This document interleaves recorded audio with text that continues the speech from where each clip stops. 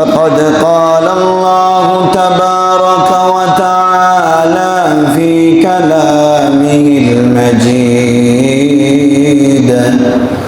وفي فرقان الحميد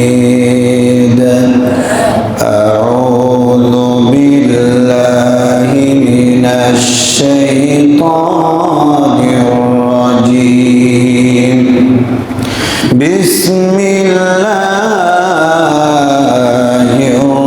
الرحمن الرحيم واعبدوا الله ولا تشركوا به شيئا وبالوالدين إحسانا وبذي القربى واليتامى والمساكين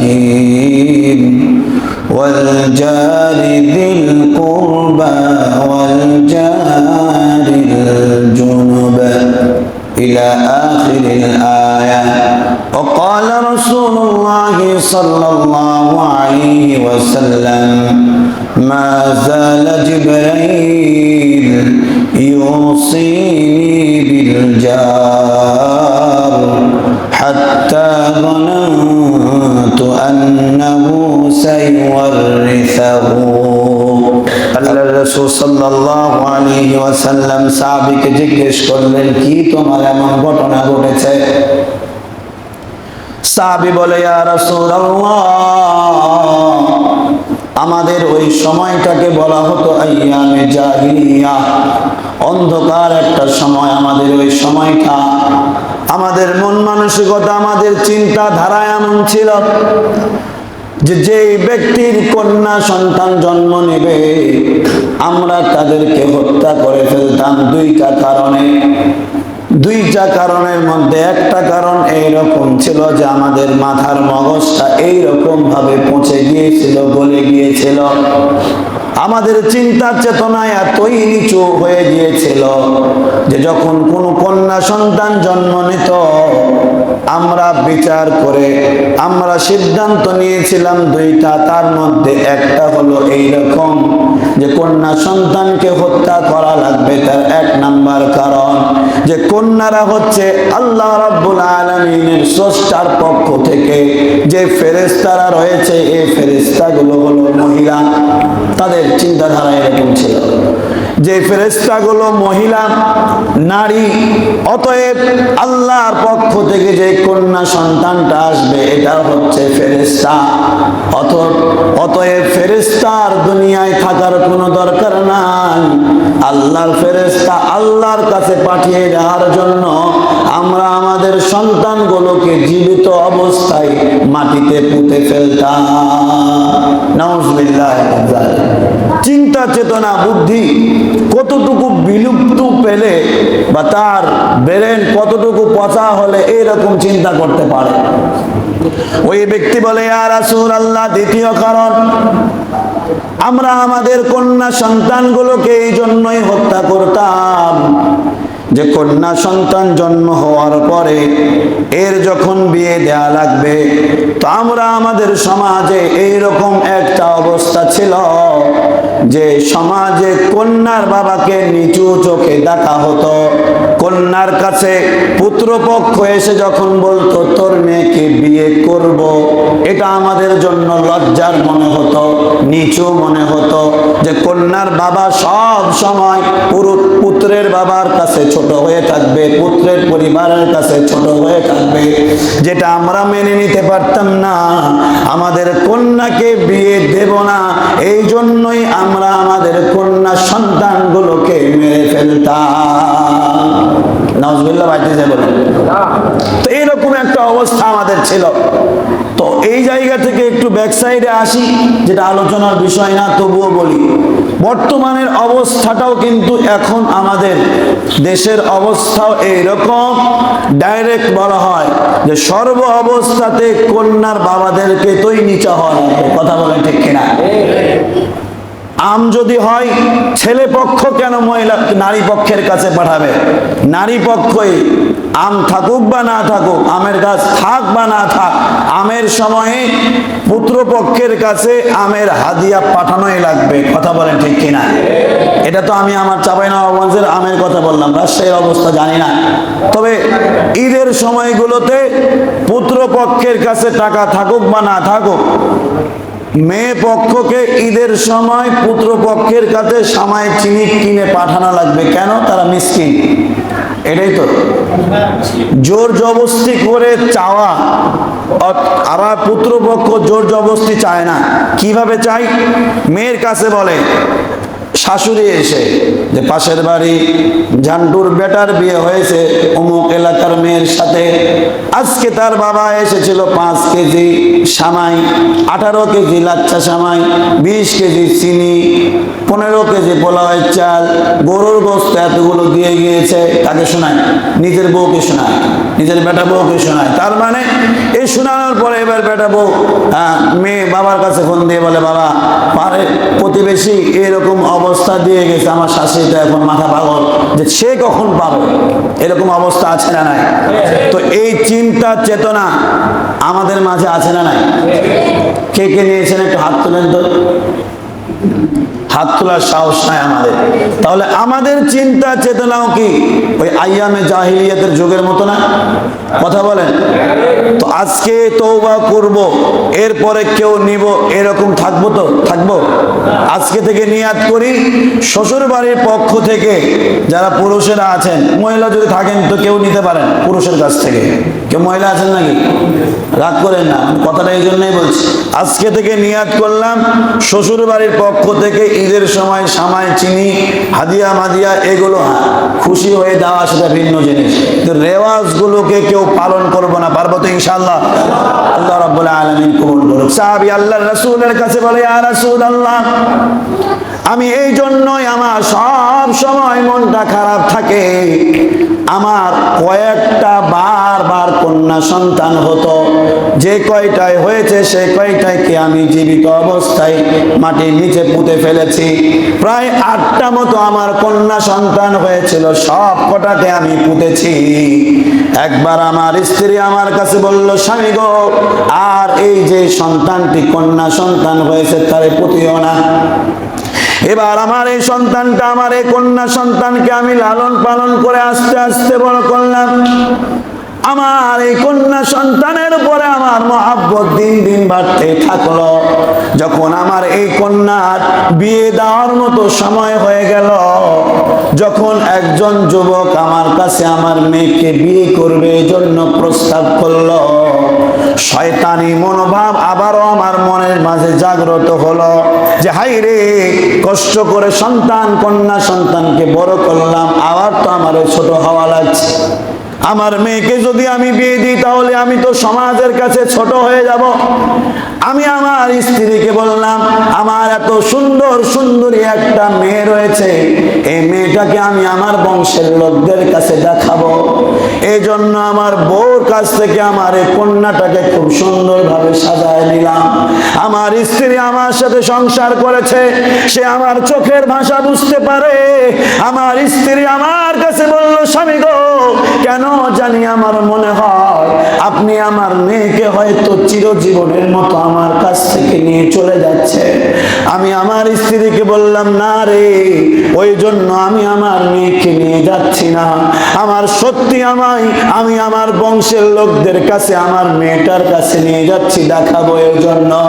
এবার আমার সুন্দরী মেয়েটাকে সুন্দরভাবে সাজায়া নদীর ধারে গিয়ে আমি আমার সন্তানটাকে ধাক্কা মারবো। এই সময় আমার মেয়েটা বুঝতে পেরে আমার কাছে ডাক দিয়ে বলে, বাবা, এত বছর যাবত কি আমার দ্বারা কোনো ভুল হয়েছে? কেন বা আমারে তুমি মেরে ফেলতে চাও?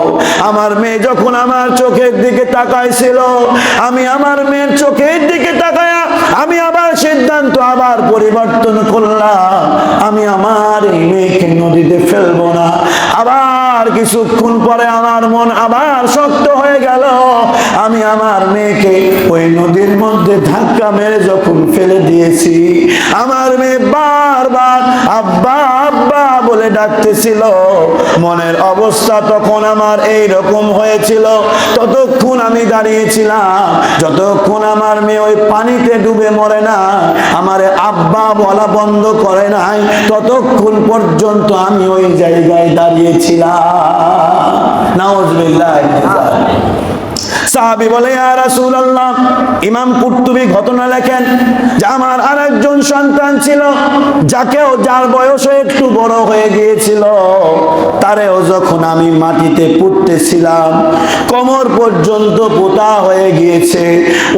ওই অবস্থায় আমার এই কন্যাটা, আমি যখন মাটিগুলো নাড়াচাড়া করতেছিলাম, ওই মাটিগুলো আমার দাড়িতে যখন লেগে গিয়েছে, আমার ওই কলিজার টুকরা সন্তান, তারে আমি মেরে ফেলছি। ওই সময়ও আমার দাড়িগুলো ঝাড়তেছিল আর বলতেছিল, বাবা তোমার মুখে বালু লাগতেছে, মুখটাকে তুমি পরিষ্কার করে না।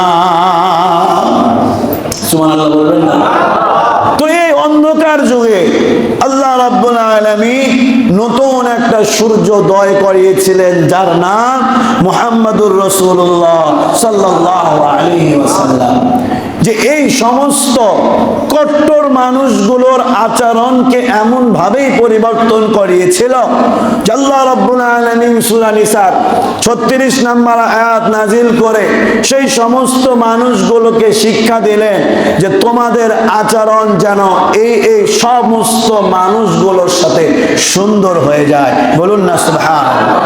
আল্লাহ রাব্বুল আলামিন বলেন, ওয়াবুদুল্লাহ ওয়া লা তুশরিকু বিহি শাইআ।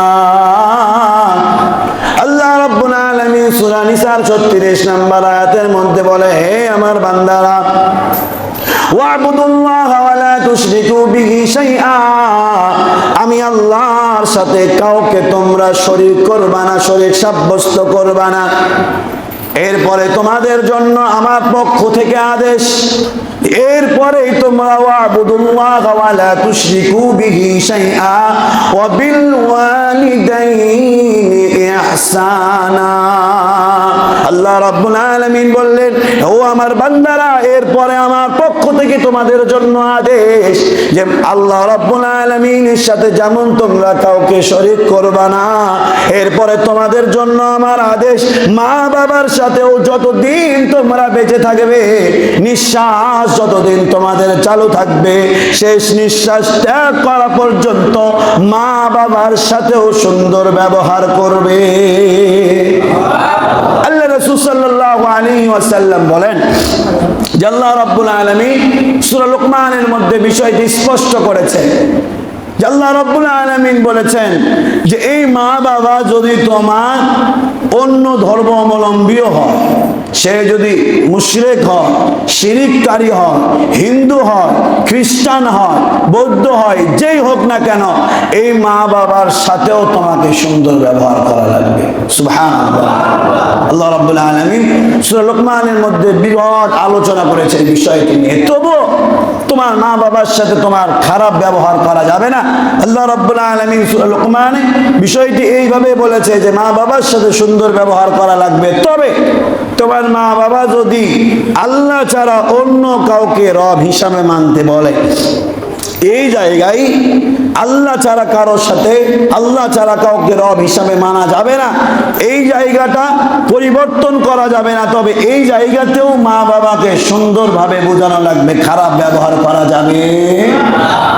সম্মানিত উপস্থিতি, এই আয়াতের বৃহৎ সূরা নিসার বৃহৎ আলোচনা রয়েছে, কয়েকটি বিষয় রয়েছে। আল্লাহ রাব্বুল আলামিন পৃথক পৃথক ভাবে বলেছেন যে এদের সাথে সুন্দর ব্যবহার করা লাগবে। আল্লাহ রাব্বুল আলামিন বলেন, ওয়াবিল ওয়ালিদাইনি ইহসানা ওয়া বিযিল কুরবা ওয়াল ইয়াতামা ওয়াল মাসাকিন ওয়াল জারি যিল কুরবা ওয়াল জারিল জুনুবি ওয়াস সাহিবি বিল জামবি ওয়া ইবনিস সাবিল ওয়া মা মালাকাত আইমানুকুম ইন্নাল্লাহা লা ইউহিব্বু মান কানা মুখতালান ফখুরা। আল্লাহ রাব্বুল আলামিন বলেন, হে আমার মুমিন বান্দারা, মা বাবার সাথে সুন্দর ব্যবহার করে শুধু ক্ষান্ত হয়ে গেলে এমনটা নয়। এরপরে ওয়াবিল ওয়ালিদাইনি ইহসানা ওয়া বিযিল কুরবা ওয়াল ইয়াতামা ওয়াল মাসাকিন, নিকটবর্তী আত্মীয় স্বজন, দূরবর্তী আত্মীয় স্বজন, ইয়াতিমদের সাথেও সুন্দর ব্যবহার, এবং প্রতিবেশী, নিকট প্রতিবেশী, দূর প্রতিবেশীর সাথেও তোমাকে সুন্দর ব্যবহার করা লাগবে। বলেছেন কে? আল্লাহ রাব্বুল আলামিন বলেছেন যে তোমরা অবশ্যই অবশ্যই তোমাদের প্রতিবেশীর সাথে তোমাদের সুন্দর ব্যবহার করা লাগবে। আল্লাহ রাসূল সাল্লাল্লাহু আলাইহি ওয়াসাল্লাম আব্দুল্লাহ ইবনে মাসউদ রাদিয়াল্লাহু তাআলা আনহু থেকে একটি হাদিস বর্ণিত। আল্লাহ রাসূল বলেন, মা যালা জিবরাইল ইউসিনি বিল জার হাত্তা যানাতু আন্নাহু সাইওয়ারিসাহু। আল্লাহ রাব্বুল আলামিনের পয়গম্বর মুহাম্মদুর রাসূলুল্লাহ সাল্লাল্লাহু আলাইহি ওয়াসাল্লাম বলেন, মা যালা জিবরাইল ইউসিনি বিল জার, জিবরাইল আমার কাছে যতবার এসেছে অধিকাংশ সময় প্রতিবেশীর হক নিয়ে আমাকে জিবরাইল সতর্ক করেছে। বলুন না সুবহানাল্লাহ। স্যার, এই যে সামনে আপনার জন্য জায়গা রাখা আছে। সম্মানিত উপস্থিতি, আল্লাহ রাসূল সাল্লাল্লাহু আলাইহি ওয়াসাল্লাম বিষয়টি উল্লেখ করে এইরকম এক হাদিসের মধ্যে বলেন, আল্লাহি লা ইউমিন, আল্লাহি লা ইউমিন, আল্লাহি লা ইউমিন। আল্লাহ রাসূল সাল্লাল্লাহু আলাইহি ওয়াসাল্লাম তিনবার কসম করে বললেন, ওই ব্যক্তি মুমিন নয়, ওই ব্যক্তি মুমিন নয়, ওই ব্যক্তি মুমিন নয়। সাহাবায়ে কেরাম প্রশ্ন করলেন, কিলা মান ইয়া রাসূলুল্লাহ? সাহাবায়ে কেরাম বললেন, ইয়া রাসূলুল্লাহ, কোন ব্যক্তি মুমিন নয়? আল্লাহ রাসূল সাল্লাল্লাহু আলাইহি ওয়াসাল্লাম উত্তরে বললেন, লা ইউমান লা ইয়ামানু জারুহু বাওয়াইকা। আল্লাহ রাসূল সাল্লাল্লাহু আলাইহি ওয়াসাল্লাম বলেন, ওই ব্যক্তি মুমিন নয় যে ব্যক্তির কাছ থেকে তার প্রতিবেশী নিরাপদ নয়। সুবহানাল্লাহ। সম্মানিত উপস্থিতি, সার সংক্ষেপ বিষয় হচ্ছে এটাই যে আপনি আমি, আমরা যে সমাজের মধ্যে বসবাস করি, এই প্রতিবেশীগুলো আল্লাহ রাসূল সাল্লাল্লাহু আলাইহি ওয়াসাল্লাম স্পষ্ট করেছেন যে এই প্রতিবেশী যদি তোমার হিন্দুও হয়, বৌদ্ধ হয়, খ্রিস্টানও হয়, তবু এর সাথে সুন্দর ব্যবহার করা লাগবে। বলেছেন কে? আল্লাহ। আওয়াজ দিয়ে বলেন, বলেছেন কে? যদি সন্দেহ থাকে সূরা নিসা 36 নাম্বার আয়াতটা খুলবেন, তরজমা দেখবেন, তাফসীর দেখবেন। আল্লাহ রাব্বুল আলামিন এই জায়গায় প্রতিবেশী বলেছেন। প্রতিবেশী মানেই আপনার আমার সমাজের মধ্যে যেই ধর্মের লোক থাকুক না কেন, সেই আমার প্রতিবেশী। প্রতিবেশীর ক্ষেত্রে একটাই কথা, আল্লাহ রাসূল সাল্লাল্লাহু আলাইহি ওয়াসাল্লাম বলেন যে তুমি যদি ভালো কিছু রান্না করো, এই রান্না করার ক্ষেত্রে আল্লাহ রাসূল বলে ঝোলের অংশটা বাড়ায় দিও। কেন? যেন তুমি তোমার প্রতিবেশীকে দিতে পারো। সুবহানাল্লাহ। হযরত আব্দুল্লাহ ইবনে মুবারক রাহমাতুল্লাহি আলাইহি তাবিঈ ছিলেন। আব্দুল্লাহ ইবনে মুবারক রাহমাতুল্লাহি আলাইহি হজে যাবেন, এই জন্য তার প্রস্তুতি নিচ্ছেন। এমন সময় ব্যস্ততার কারণে উনি বাড়িতে ঠিকভাবে বাজার করতে না পারার কারণে আব্দুল্লাহ হযরতের সন্তান, আল্লাহ রাব্বুল আলামিনের এই ওলির সন্তান, দিনের বেলা কিছু খাবে, এই জন্য কিছু পাচ্ছে না। তার প্রতিবেশীর কাছে গিয়েছে। প্রতিবেশীর কাছে গিয়ে বলেছে, আপনাদের বাড়িতে আজকে গোশত রান্না হয়েছে, আপনাদের কিছু কি গোশত দেয়া যাবে নাকি? প্রতিবেশী ওই আল্লাহওয়ালার সন্তানের কথা না শুনে বাড়ি থেকে ধাক্কা মেরে বের করে দিয়েছে। এবার এই সন্তান কাঁদতে কাঁদতে এসে আব্দুল্লাহ ইবনে মুবারকের কাছে বলে, বাবা, আমাদের প্রতিবেশীর কাছে গিয়েছিলাম, তারা আজকে গোশত রান্না করেছে। অন্যান্য দিনও তারা ভালো কিছু রান্না করলে দেয়, কিন্তু আজকে গিয়েছি আমার তাই নাই, বাড়ির থেকে ধাক্কা মেরে বের করে দিয়েছে। আব্দুল্লাহ ইবনে মুবারক ওই প্রতিবেশীর কাছে যখন গিয়েছে, প্রতিবেশী বলে, ভাই, আপনার সন্তানকে গোশত দেই নাই এই জন্য যে আমাদের অভাবের কারণে আমাদের অবস্থা এখন এইরকম হয়ে গিয়েছে যে কোনো রকম খেয়ে বাঁচা লাগবে। আমাদের মহল্লায় একটা গরু মারা গিয়েছে, এই গরুর গোশতটা আজকে রান্না করে আমরা খাচ্ছি। প্রতিবেশী বলে যে আজকে আমাদের বাড়িতে যে গোশতটা রান্না হয়েছে, এই গোশতটা হচ্ছে মরা গরুর গোশত। আমরা আমাদের জীবন বাঁচানোর জন্য অভাবের তাড়নায় আজকে আমরা মরা গরুর গোশত রান্না করেছি, যেটা আমরা খেতে পারবো, কিন্তু আপনার সন্তানের এটা খাওয়া জায়েজ হবে না। আব্দুল্লাহ ইবনে মুবারক শোনা মাত্রই উনি হজে যেতেন, এই জন্য যে অর্থটা জোগাড় দিয়েছিলেন, ভুল বুঝবেন না, আব্দুল্লাহ ইবনে মুবারকের ছিল এটা নফল হজ। আবার এরকম মনে করেন না, আবার সুযোগ নিয়ে নিয়েন না যে তাহলে হজের টাকা দিয়ে মনে প্রতিবেশীকেও সহযোগিতা করা যাবে। এখন হজেই দেখা যাচ্ছে যে হলো 7 লাখ টাকা খরচ, সুযোগবাদী মুসলমানরা তখন কি করবে, 1 লাখ টাকা কোনো রকম দিয়ে বলবে হজের টাকা দিয়ে সহযোগিতা করেছিলাম। কি বলেন, সুযোগ সন্ধানী মুসলমান নাই? বিষয় হচ্ছে আব্দুল্লাহ ইবনে মুবারক তার নফল হজের এই টাকাটা তার প্রতিবেশীকে দিয়ে বললেন যে এই যে নাও টাকা, এই টাকা নিয়ে ব্যবসা করে তোমরা স্বাবলম্বী হয়ে যায়। বলুন না সুবহানাল্লাহ। আব্দুল্লাহ ইবনে মুবারকের আরেক বন্ধু ছিল, সে আল্লাহওয়ালা। সে হজ থেকে ফিরে আসার পর আব্দুল্লাহ ইবনে মুবারককে ডাক দিয়ে বলে, আব্দুল্লাহ, হজ থেকে তুমি কখন আসলা? আব্দুল্লাহ ইবনে মুবারক বলে, আমি তো হজে যাই নাই। কখন আমি হজে গেলাম আর হজ থেকে আসবই বা কখন, আমি এইবার হজে যাই নাই। আব্দুল্লাহ ইবনে মুবারকের বন্ধু বলে, আব্দুল্লাহ, আমার চোখ মিথ্যা বলতে পারে না।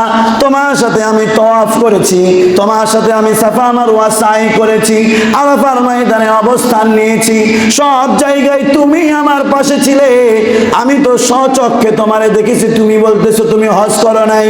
আব্দুল্লাহ ইবনে মুবারক বন্ধুকে কোন রকম বুঝায়া বাড়ি পাঠাই দিয়েছে।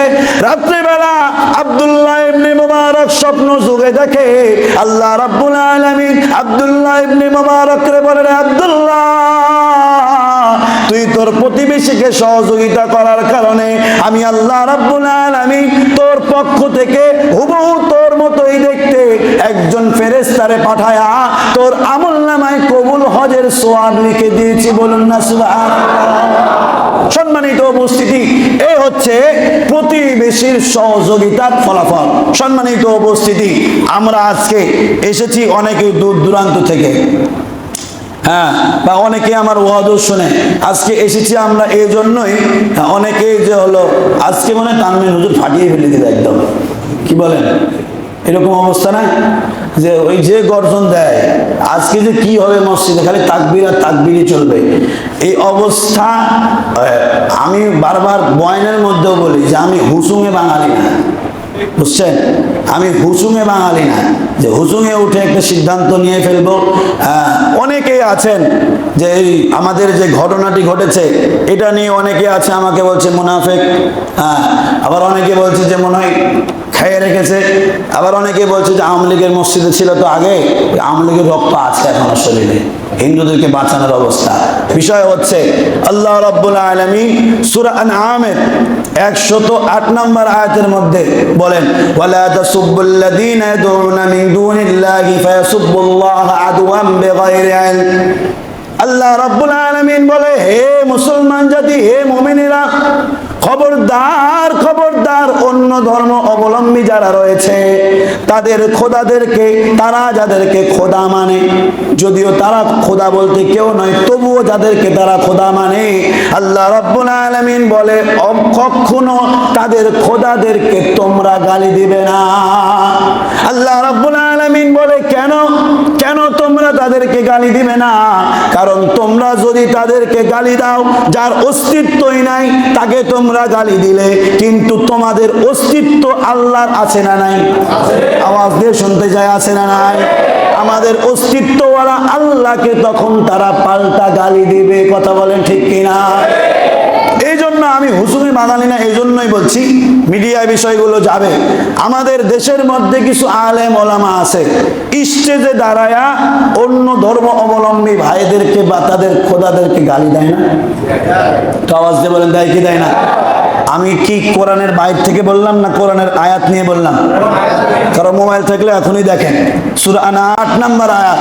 তো এই যে আপনি স্কলার, আপনি মাইক হাতে পাওয়ার পরে তাদের শিবকে নিয়ে বা তাদের দুর্গাকে নিয়ে বা তাদের বিভিন্ন খোদা বা তারা যে খোদাদেরকে মানে অন্য ধর্ম অবলম্বীরা তাদের বিরুদ্ধে যে গণসমাবেশে যে কথাগুলো বলছেন, আপনি কোরআন মানলেন নাকি কোরআন অমান্য করলেন? আওয়াজ দিয়ে বলেন, কোরআন মানলো নাকি অমান্য করলো? ওই যে হোসুঙে দাঁড়ায়া যখন খোদারে গালি দিল, একদল মুসলমান বলে এই হুজুর মুজাহিদের মতো, কিন্তু সে ইসলাম বলতে কিছু বোঝে।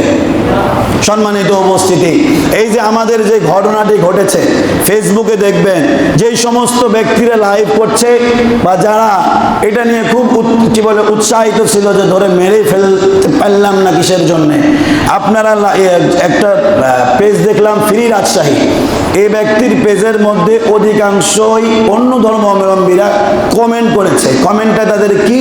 তারা বলছে যে আমরা গালি দিলে দোষ, তোমরা গালি দিলে দোষ হয় না কিসের? আমরা গালি দিলে দোষ হয়, তোমরা গালি দিলে দোষ হয় না কিসের জন্য? কথা কি ভুল বলেছে? আমি কি এখন ওদের পক্ষ নিচ্ছি নাকি? উচিত কথা বলছি না ঠিক কথা বলছি? তো এই তাদের কথা কিন্তু ভুল নাই। বিষয় হচ্ছে যে আমার রাসূলকে গালি দিয়েছে তার বিচার হচ্ছে একটাই। আল্লাহ রাসূল সাল্লাল্লাহু আলাইহি ওয়াসাল্লাম বলেন, মান সাব্বা নাবিয়ান ফাকতুলু, যে তোমার রাসূলকে গালি দেয় তাকে তোমরা হত্যা করো। এর মধ্যে কি কোনো ভেজাল আছে? এখন অনেকেই বলেন যে আল্লাহ রাসূল সাল্লাল্লাহু আলাইহি ওয়াসাল্লামকে একজন ব্যক্তি গালি দিল, আর লোকজন উমরের কাছে নিয়ে আসলো, উমর সঙ্গে সঙ্গে কতল করে ফেললো, এরকমই না? এরাই তো বলছেন বারবার। তো বিষয় হচ্ছে ওই ব্যক্তিগুলো উমরের কাছে নিয়ে গেল, উমর কি সাধারণ পাবলিক ছিল নাকি রাষ্ট্রনায়ক ছিল? বুঝতে পারেননি কথা? উমর কি সাধারণ ছিল নাকি রাষ্ট্রনায়ক ছিল? বিচারের ক্ষমতা তার হাতে ছিল নাকি জনগণের হাতে ছিল? উমরের হাতে ছিল। তো ওই জনগণগুলো তো চাইলে তো মেরে ফেলতে পারতো। তারা মেরেছিল? তারা কেউ মেরেছিল? ইউটিউবে গুগলে সার্চ দিয়ে দেখবেন যে কি বলে আল্লাহ রাসূলকে গালি দিলে তার কি করা যায়। সব আলেম ওলামারাই বলছে যে রাসূলকে যদি কেউ গালি দেয় অবশ্যই ইসলামী আইন যে তাকে হত্যা করা, তবে জনগণের দায়িত্ব এটা না, ইসলামের আইন। কার আইন? ইসলামের আইন প্রতি আমরা সবাই নাকি ইসলাম নিয়ে সবাই পকেটের মধ্যে চলছি নাকি? এটা তখনই হবে ইসলামী আইন, রাষ্ট্র তাকে শাস্তি দেবে, মৃত্যুদণ্ড। আপনি আমি দিতে পারি নাকি? সম্মানিত মুসলমান ভাইরা আমার, আমাদের কথা একটাই যে আমাদের মহল্লায় যে ঘটনা ঘটেছে, আমি বারবার যে কথাটি বলছি, আলহামদুলিল্লাহ মিডিয়ার ভাইগুলো দেখেছি প্রচার করেছে এটাই, যে আমাদের এই সংগ্রাম, আমাদের এই আন্দোলন কোনো হিন্দুর বিরুদ্ধে নয়। কথা বলেন ঠিক কিনা?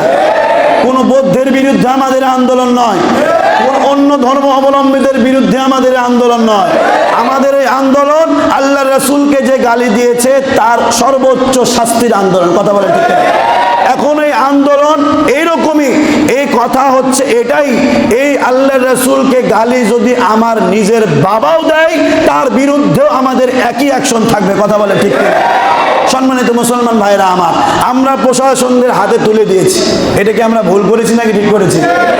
আমাদের মহল্লায় এই নিয়ে কিন্তু কোনো কথা নাই। বাইরে থেকে উৎসুক মুসল্লি, খুব ইমানওয়ালা, হয়তো মিডিয়ায় বিষয়গুলো যাচ্ছে, অনেক কয়েকজন আমার উপরে খুব চাপাচাপি করেছিল। বলেছিলাম যে আপনারা আলাদাভাবে মামলা করেন, পরে খোঁজ নিয়ে দেখছি মামলাই করতে পারেনি, আর মেরে ফেলে দিল। আর কি করতো? পেলে হাতে পেলে কিছু একটা ঘটিয়ে দিতাম। সম্মানিত উপস্থিতি, আমাদেরকে একটি বিষয় বোঝা লাগবে, আমাদের এই বাংলাদেশ নিয়ে এক পক্ষ ষড়যন্ত্র করছে না? করছে না? আরেকটি কথা বলি, মিডিয়ায় বিষয়গুলো যাচ্ছে, হয়তো আলেম ওলামা আমাকে খারাপ বলতে পারে। এই যে আমাদের গতকালকে এই মসজিদে আলেম ওলামার একটা সমাবেশ ছিল, মত বিনিময় সভা ছিল, জানেন তো? 1050 লোক এসেছিল নাকি হাতে গোনা কয়েকজন, কিন্তু ফোন কিন্তু সবার কাছে দেওয়া হয়েছিল। রাগ করে না, আমি উচিত কথা বলি, এটা আমার দোষ, আপনারাও জানেন, এটাকে আপনারা গ্রহণও করেন। আজকে আল্লাহ রাসূলের চাইতে বড় কিছু আছে নাকি? কিন্তু আরেকটা দল আজকে তাদের একটা সবার কর্মসূচি ঘোষণা দিয়ে রেখেছে। কালকে যখন বিভিন্ন আলেম ওলামাকে ফোন দিলাম যে আপনারা আসেন, তারা বলে ও আজকে আমাদের একটা কর্মসূচির মিটিং আছে, তো ওই মিটিংয়ে যাওয়া লাগবে। তো এই আলেম আল্লাহ রাসূলকে বেশি ভালোবাসলো নাকি সংগঠনকে ভালোবাসলো? আওয়াজ দিয়ে বলেন। এই জন্য সাধারণ মানুষ আমরা যারা আছি অতি উৎসাহিত হব না। আমরা প্রশাসনের হাতে, আইনের হাতে তুলে দিয়েছি, এবার আমরা আইনের কাছে বিচার চাইব। আইন সর্বোচ্চ আমাদেরকে বারবার আশ্বস্ত করেছে। কালকে কমিশনার সাহেব ছিলেন, তিনিও আমাদেরকে আশ্বস্ত করেছেন। আজকে ওসি সাহেব এসেছেন, উনিও আমাদের সামনে বক্তব্য রাখবেন। তবে আমাদের স্পষ্ট কথা এটাই যে আমাদের আওয়াজ তো করে যাচ্ছে মনে হয় নাকি, আজকে আমরা চাইলে রাজশাহী বিশাল একটা আন্দোলন করতে পারতাম, কিন্তু এই আন্দোলনকে ঘিরে অনেকে আবার সুযোগ সন্ধান খুঁজছে।